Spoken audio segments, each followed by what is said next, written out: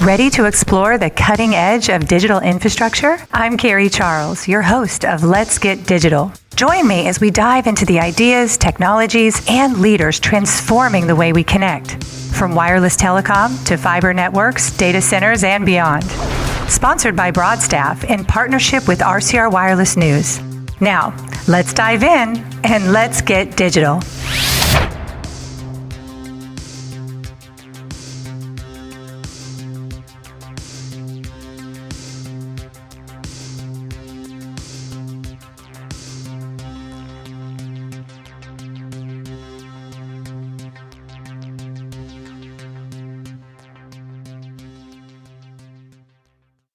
Welcome back to Let's Get Digital. I'm Carrie Charles, your host, and today I'm joined by Robert Bai. He's the founder and president of Zenture Partners, a company using data and automation to change how enterprises source and manage their networks.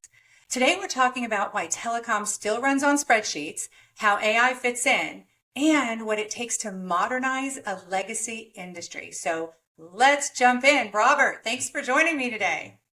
No, thank you. And Carrie, thanks for having me on. Yes. Well, let's start with you. Tell me all about you. How did you get to this incredible place called Zenture? Oh, I appreciate it. It's kind of scary when you start using the word like 20 years now of being in technology, the technology industry. 2005, I started off at Exo Communications doing voice and data networks. And as I built up that business, I did extremely well. I wanted to transition to continue to learn to be more of that advisor for these large enterprises. I went to work for Worldwide Technology, which is one of the largest VARs in the world today. They're amazing. I look up to them. And I really got to understand what a VAR is and what they're doing today to grow their business. And then from there, I transitioned to go build out a service provider practice for another reseller and really got to understand supply chain things with the suppliers. And this is when things started clicking in. I was working with large enterprises, working with the service providers, and one of my former clients had made the decision to go to Verizon for network as a service. And I picked up the phone, I called them. I won't mention who they are, but they're a large retailer that is, they're very frugal when it comes to how they spend their money. And I was shocked by this decision. And I spoke with the VP of IT and I said, can you help me understand, how did you guys come to this conclusion? And I said, I am involved because I'm supplying the hardware for all the Versa software that's going out for their SD-WAN environment. And he shared with me, he's like, Rob, we honestly want to be out of telecom. Like, we're sick of trying to manage it. We're sick of the finger pointing. We just wanted to shift it off and we really want to focus on our core. And I was like, wow. And, as you start looking at it, like they had just gone to one of their two suppliers and the light bulb went off that enterprises are really now starting to look for new ways of handing certain things of their business off, including telecom. And I saw this huge gap that there's not information out there for organizations.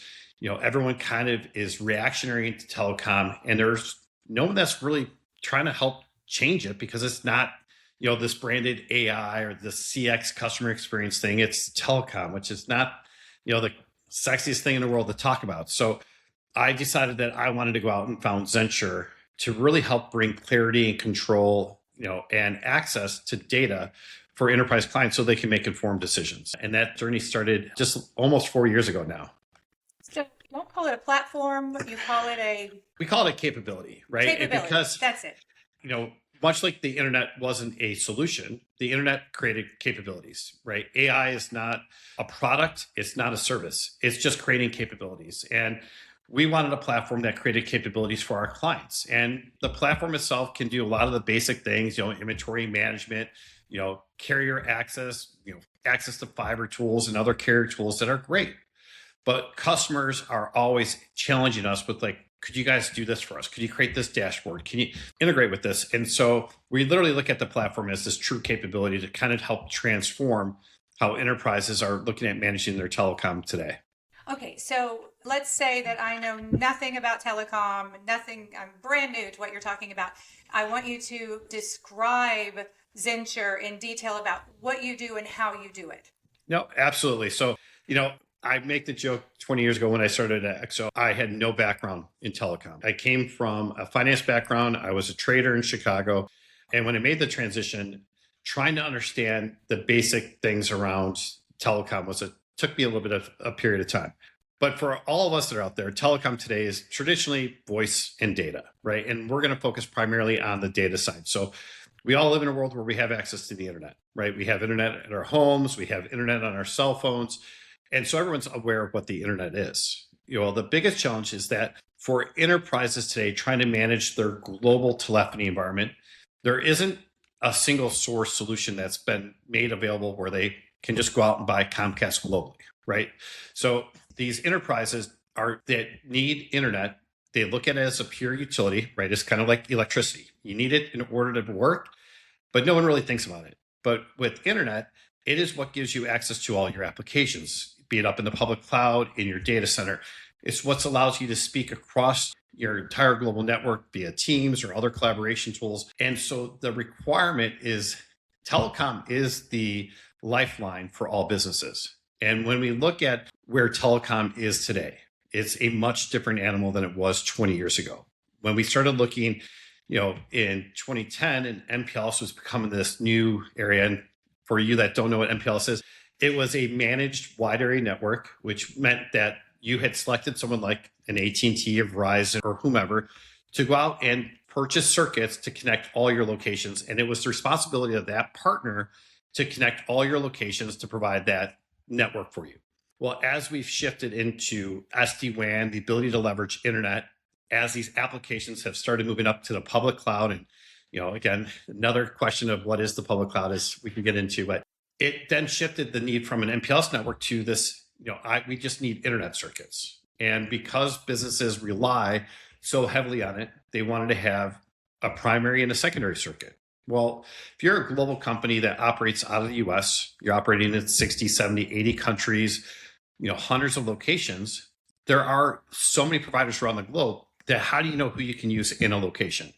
We don't have access to things like an Amazon or a Zillow where we can go on and say, here's where I'm at, here's what I'm looking for, and what's available. You're kind of left to either ask your primary provider in the US who has no facilities over there, like, who can I use? Or you start asking your local teams to like, hey, you're my operations manager for our site in Germany.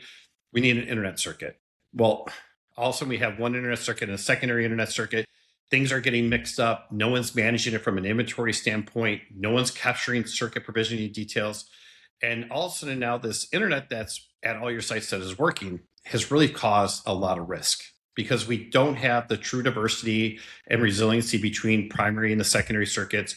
No one's capturing what the spend and cost is and how it's being allocated. Things kind of just renew, and we built ourselves to be just very reactionary where it comes to, telecom and internet. So, if it's working, no one makes a phone call. Things go down, everyone screams. And that reactionary, effort is caused tons of pain, right? If you're a manufacturer and you have a manufacturing site that's down for a day or two, it could cost millions of dollars in delays in just that manufacturing segment and what it creates downstream in the supply chain. So we set out to go out and create the first global telecom marketplace, a location for a customer can go in, put an address and say who is available, right? So for the first time, they just want to know who can deliver a service at that location. And then next, what is that global benchmark pricing, right? When we look at internet pricing, it is so great across the board. For a gig circuit in the United States, maybe you're paying $700, $800, on average, in tier one cities. If you go to Dubai or Saudi Arabia, that same 1 gig circuit could be $18,000 to $26,000. And that's a significant difference. And everyone, isn't understanding of, am I being taken advantage of because we don't have local resources in sourcing or procurement?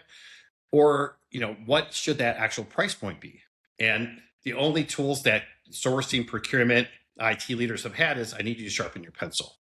But you had no data, right? And so we set out not only to provide access to who are those providers in there, but what is the current market rates in a trend pricing those out. And then, just adding to that, if you look at what we were spending for internet 3 years ago, it's down 30% per year for the last 3 years. So, everyone's using their pricing from 3 years ago to go, is that a good price today? Well, it's pretty close to what we have on this other circuit. So yes. Well, you do that over 3 to 4 years, all of a sudden you're recognizing that you're spending today 2 to 3 times over what the market conditions are bearing. So we look at, internet telecom as a commodity, right? Just an internet circuit. customers are asking for three things: who's available, how are you delivering it, what is your cost, and how long will it take you to deliver it. That's all I really need. And we don't need someone to kind of help shape, the customer and what you need from a connectivity or bandwidth needs. These customers are very intelligent. They're very smart. They know what they need because they have similar facilities. So I don't want to get into the sales games. Just give me that access. And we all live where if we want to order paper towels or batteries, we can go on Amazon and have it in 2 seconds. And in fact, if I'm on Amazon, Amazon's going to say, hey, here's Braun, but here's some other paper towel goods that people have bought and other price points. And so we live in a world that we want access to data to become informed buyers. It just doesn't exist in telecom. And if you try to rely on your primary provider, who's a great fit in the US, they're just not the best fit for your needs globally. So we want to inform our customers. There's this massive gap. And we've seen people jumping on and adopting, leveraging us faster than we can give them the attention they need. It's interesting because I'm hearing that telecom sourcing and management is still very manual, right, for many enterprises. And you talked a little bit about some of the things that were broken. Is there, anything else that is fundamentally broken or not working in this area that you're able to solve for? Oh, well, what I first look at what's going on with enterprises today is, every enterprise is being asked to do more with less. And when they start looking at what is truly transforming their business, what's enabling them, right? They're focusing on their AI, they're focusing on their enterprise software, they're focusing on, security, are those main things that they're focusing on. And telecom is, as they look at it, is this utility, right? So it's not transforming, it's not impacting their business, it's just there to kind of meet those needs. And so they're not putting any resources like they once had, right? There used to be telecom sourcing managers and telecom procurement teams and telecom, network managers that took over those responsibilities, but it's kind of all gone from a team of 20 to like a team of one. And that individual does not have the time or experience to go out there and suit those things. And so as we look at trying to manage how telecom works with, auto renewals, how do you get information from your sales teams? Who do you actually reach out to? The constant sales pain points that we see with the average sales team having a life expectancy of only 7 months for an enterprise customer. That means every 7 months you're getting a new account team who's now needing to relearn your business, to understand what opportunities were in the pipeline are real or fake. And, it becomes a painful environment when I should be able to, at 9:00 at night, go onto my computer and say, here's the 2 sites I need, was an option, and I should be able to make a quick decision. So capturing that is key. But then I look at what we're really trying to do is taking them from those spreadsheets, right? Where this customer has had a spreadsheet that they worked off of. We're taking that, we're visualizing it, but then we're applying our dedicated account teams, our customer success managers, along with our AI to really go in and pull the data from the carriers for the data that's missing. So everyone knows I have a circuit with, provider one at this site, here's my circuit ID, but they never captured the actual contract date. They never captured how that circuit was provisioned from the last mile. And it's not stuff that you can just instantly pull from your carrier portal or from an invoice. And so collecting that data is a lot of effort from our teams, but it really starts to provide visibility. And our entire focus around telecom is to go from this reactionary world where we react to, something's on fire, to let's be proactive. Let's start looking at your environment. Let's start understanding what the other stakeholders are doing to create business outcomes versus just relying upon that. The driving down costs is simple, right? We're helping companies save costs. And, telecom spend, for most enterprises, is about 5 to 8% of their overall IT budget. So, having a 5-10% reduction isn't really driving that much innovation. And so we really focus on the day 2 support model, right? How are you managing this? What is your cost if a site does go down? What happens when a new, IT stakeholder comes in and says, we want to deploy this new PLM solution, and it's going to require that we have a change in our network? Well, how do you plan for that? And how do we start getting ahead of understanding what those capabilities are? And we want to be able to provide that. And because no one wants to deal with salespeople, right? We've gone where I can get 90% of the things off of the app, is we're letting our platform provide this data to our customers. Here are the actionable insights that we recommend that you take, this month or this quarter. And you can work with our teams, but it makes it very simple to say, here's a site you have, here's what you're spending, here's your utilization, you're up for renewal in 3 months. We recommend doing a renewal, and here's the cost that we recommend targeting for that renewal. Okay, we can take that on. You can take that on. It's up for the customer to try to leverage us the way they want. And so in there, we look at an industry where, again, there is no access to data. No one's hiring resources to manage it, where we can build this platform to create all these capabilities to say, how do we become an extension of your team without driving additional costs while we're actually driving costs down? You save companies sometimes millions, right? I mean, millions in actual recurring costs. Absolutely. I mean, we look at, the challenges we have with Telecom, and I was the salesperson, so I can, Yes, I can picture this. But, when clients have services, and I talked about the fact we're 30%, year over year reduction in cost per meg cost, is clients who had a 1 gig in 2020, let's say they're spending $2,000. Now they want to move to a 10 gig. Well, that 10 gig cost is probably the same cost that they're paying for the 1 gig circuit today. However, the sales team only gets compensated on revenue increase. And because sales, for the most part, aren't doing their jobs, right, they're going to now try to make up for their shortfalls and charging 3-4x over market rates. But for the customer, I'm going from a 1 gig to a 10 gig, and I'm only doubling my costs, right? Seems like a win. And so you keep doing that, but the problem is you end up paying 3 to 4 times over that market rate. And it's only because of the sales commissions. And customers have said, there's no way this is possible, right? And I'm like, well, challenge us. Use our platform to pull pricing from AT&T or from Verizon, right? And just sample it. And they're like, well, you must be providing a different solution, right? I'm like, this is not Zenture. This is coming directly out of the pricing tools of Verizon or Lumen or AT&T. So you see that. And then we look at what just happened in December. Verizon laid off 13,000 people in the United States, 50% of the direct sales force. And it's because, direct sales teams, they come with a large salary. There's no guarantee to what they're selling. And it's this constant change of revenue replacement and the goal of the salesperson from a commission revenue perspective versus what is helping drive the customer's needs. And all this changes causes more pain on the customer side. You can look at the net promoter scores in telecom. It's the lowest out of all, B2B industries, right? Healthcare's got a higher standard. Insurance, telecom's the lowest out of all of them.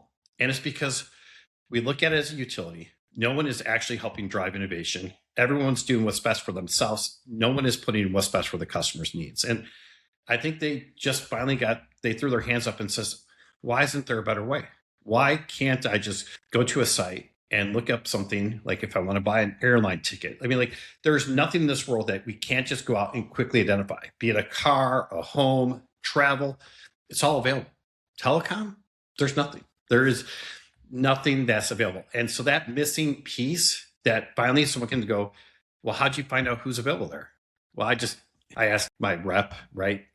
Did you ask anyone else? I wouldn't even know who to call. And so our goal is just really helping the customers understand what's out there, what are those possibilities, and then aligning to their goals that meets their needs, not Zenture's needs.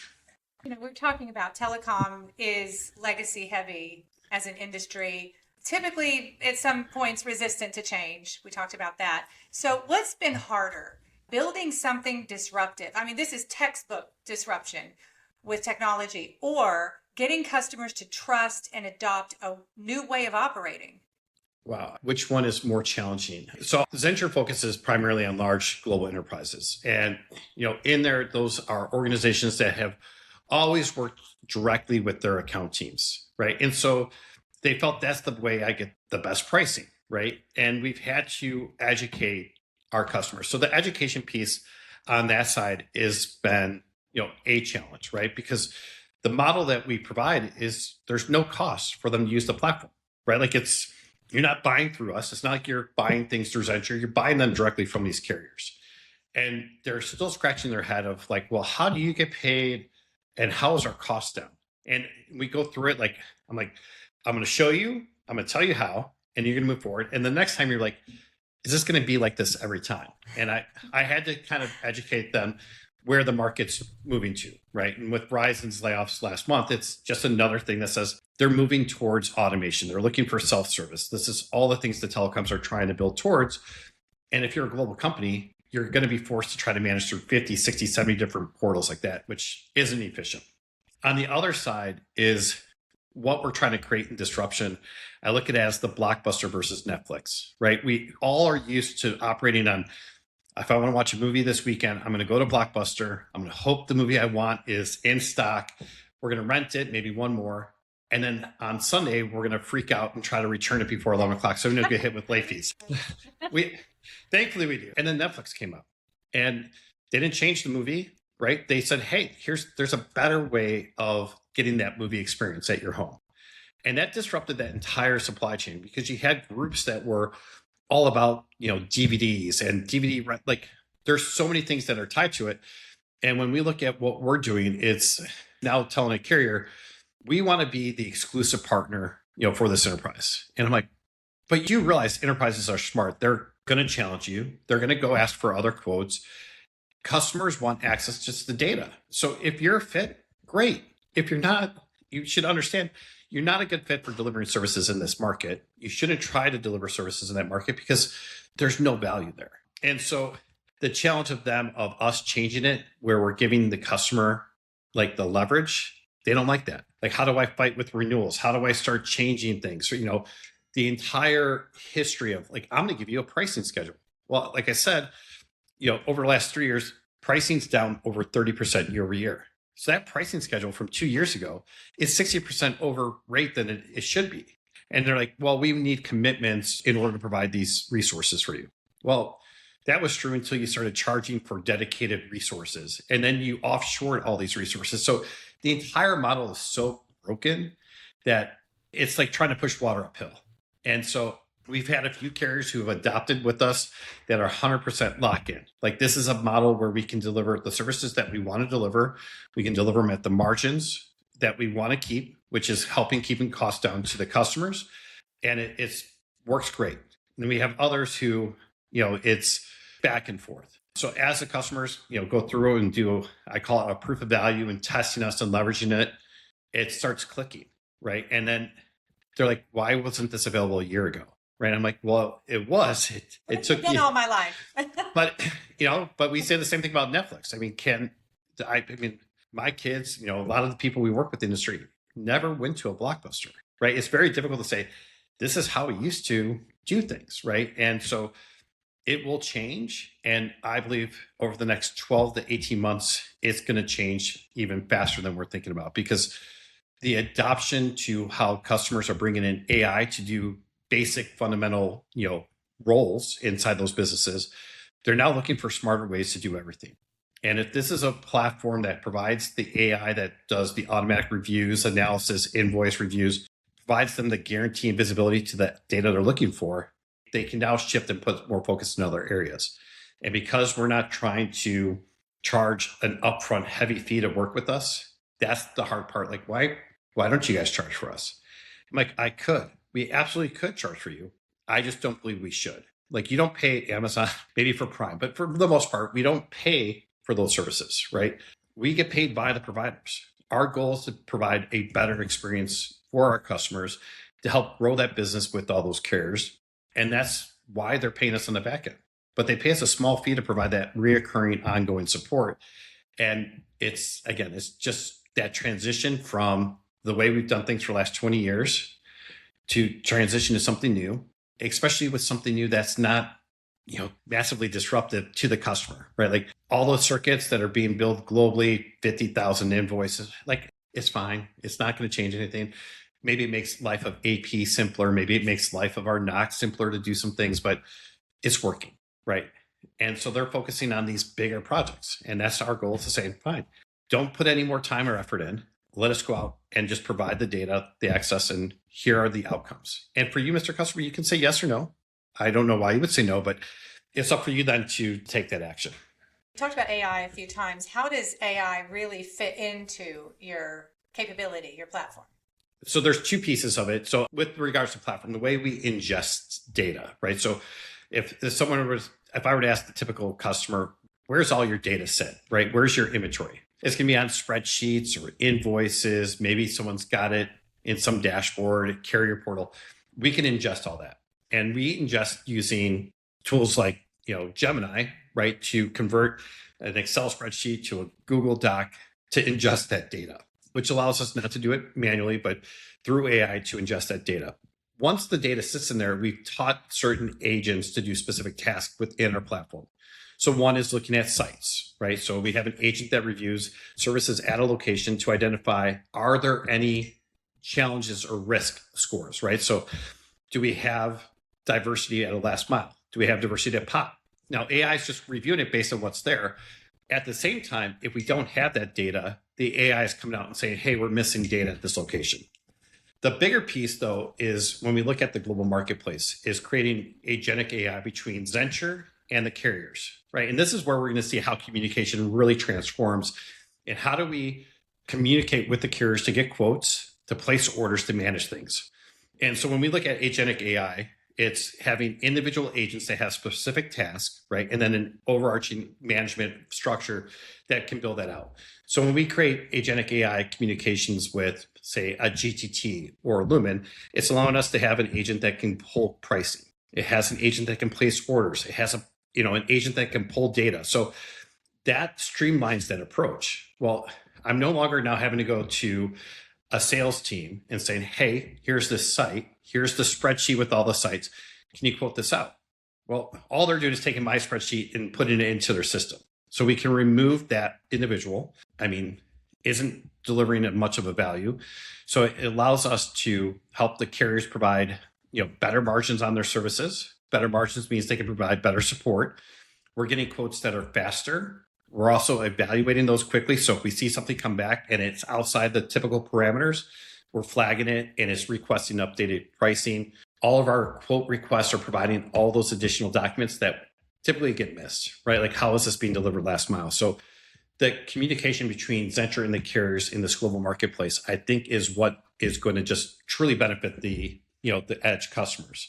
And this allows, again, like a Verizon, who just cut off, 7,000 salespeople, to say, how do we continue to support our customers without it being painful to get something as simple as an internet circuit, right? And so that piece of leveraging AI and how we communicate between the carriers, how we communicate with other procurement systems, how we use AI to do a lot of the reviews of services, to flag things, to start creating these actionable insights for our clients, takes it away from someone like our dedicated CSMs, who now are meeting with our customers not to pull out those things, is to say, how do we help make telecom a better experience for you? How do we create a better experience, right? We're not here to sell. We're here to help make your life easier, right? And that leveraging AI to do a lot of the tasks that would have been very heavily from a manual entry, data entry piece has been simplified. It's becoming smarter. Every 3 months, we're looking at what the capabilities of the AI agents we're using. And I don't want to say where I think it's going to be in a year, but 1 year from now, we believe our AI agents that reviews invoices will be able to review it and tell a customer within seconds of that invoice being published, what's on your invoice? Are there any discrepancies? Are there new orders that are on there? If there are, do we have access to those orders just to let you know, here's the order you placed back in June. It was now on your invoice in December. It matches up for what you agreed to. Where a customer now has a quick sheet that comes in. Here's the invoice. Here's what's on it, because reading a telecom invoice, is challenging, unless you can do, a lot of manipulation. And that piece just helps simplify the workloads for those customers. So I believe it's driving down costs, it's increasing the ability for innovation, it's allowing customers to really focus on their core capabilities and moving from that reactionary to, proactive type environment. So let's talk a little bit about the future, more about the future. Looking ahead, how do you see enterprise telecom management changing over the next few years, maybe 10 years or so? And what role do you see that Zenture is going to play as that industry modernizes? Well, and I think this is going to happen even faster, right? So I look at what the cloud has done to telecom, right? We've shifted all of our applications from our data centers, to our, wherever we were housing our applications, to now up in the public cloud, our emails up there. And so that shift was one, right? As we look at what AI is doing and what it's going to be doing from, PLM solutions and IoT, you're going to continually need more bandwidth, right? And so getting ahead where things are now looking at how do we start creating this better way of using telecom, right? I want to use it more as a utility, right? So I want to be able to have access to up to 100 gigs at a location, but I want to use it like a utility. So if I'm using it, charge me for it. And so this new, I call it network as a service, where things are going to be automated. Things are going to be able to be dialed up instantly based on internal requirements that can be all set by AI. So instead of us having to call in and say, this customer's got this site, we need to increase their bandwidth by 200% or whatever that factor is, the AI is looking at it and it's doing it automatically, right? So the network of the service, which is kind of like a cloud, it's this very broad thing. But the way we look at it is I need a network that's a pure utility, right? So I need to be able to make changes immediately on the fly. Technology is being adopted and changed. I mean, so fast. I mean, AI 3 years ago was, doing some basic things. And what it's going to do next year is going to be greatly different. So as customers want it to, or enterprises want to adopt new technologies, they need a network that can support that instantly. And so as enterprises start leveraging, AI to do things, so are the carriers, right? The carriers are building smarter networks that are going to be allowed to open up additional ports and streamline these things. And this world of automation and AI for the service provider to deliver a better, connectivity to the customer, and then for the customer to have built that and getting those reports that helps keep them honest, right? Because the very next challenge comes kind of like using the public cloud is sprawl, billing gets out of control. How do I know what I'm using, right? And that's where we're going to come in and say, hey, we're managing this for you. We're going to keep it in line, right? We're going to help make sure that nothing's being done out of, incorrectly. So we're here to have your back, but you now have a network that can allow you to scale and be as elastic as you need, much like the public cloud allowed you to do back 10 years ago. Your network can now enable that for you for the future. So Rob, one more question. When was the time where, you had this idea and you thought, wow, I got something special. And when did you know that it was going to work? Like, when did you get that feeling? There is a large partner of ours who had reached out, and this is probably 4 years ago, and they were looking at trying to connect to a data center. And they were like, I need 2 circuits, right? And I'm like, and I wasn't even their partner. They were like, do you know who has access to that facility? Now, thankfully, most of the large tier 1 data centers provide a list of all the carriers, right? But this site didn't have any information. And this is an organization with over 500,000 employees, right? So it's not like they're a small group. They might be one of the biggest IT organizations out there, but they don't have access to this. And I was just shocked that we live in a world with 15,000 ISPs in the world at $3 trillion industry, that there isn't any space for a customer to go to collect that data. And again, I think that transition on the cloud, we had an MPLS network. I had one vendor. You took care of my global environment. Well, now we don't need that same vendor to do that global network. And it's just shifted. And so you kind of rely on different things. And the fact that this group came out to me and they're like, where do we go?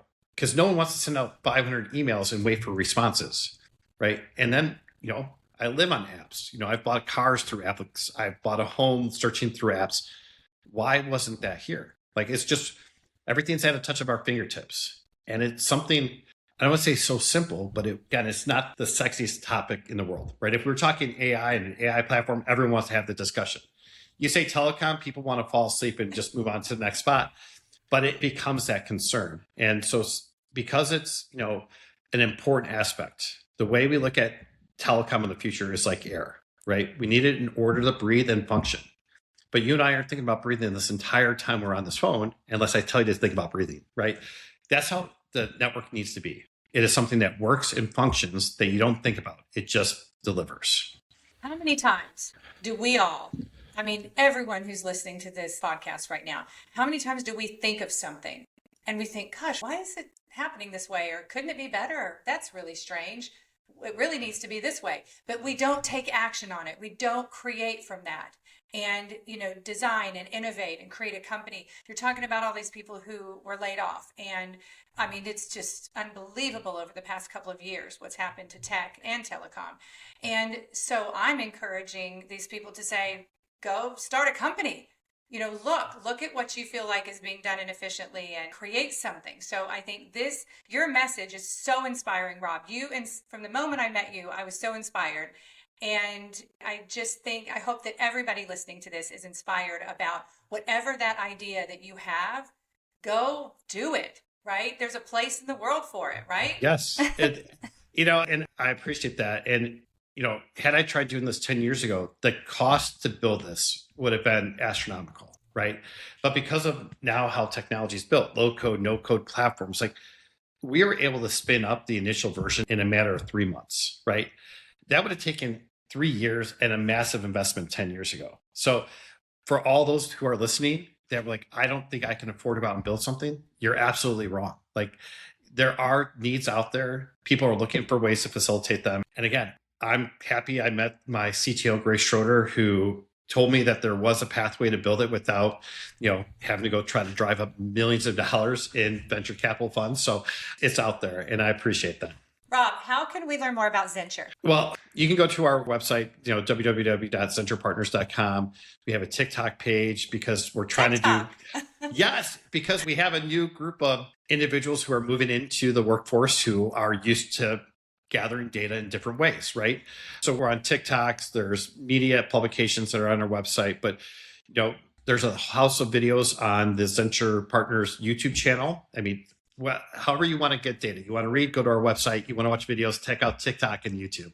Thank you, Rob. This has been incredible. I really appreciate you coming on the show. You've inspired me. Well, I appreciate it. And I thank you for giving me the time and the platform to speak with you and your audience. Take care. See you next time. Thanks for tuning in to Let's Get Digital. This podcast is powered by Broadstaff, a national staffing firm specializing in digital infrastructure talent. Don't forget to subscribe, leave a review, and join me next time as we explore more stories at the intersection of technology, talent, and transformation.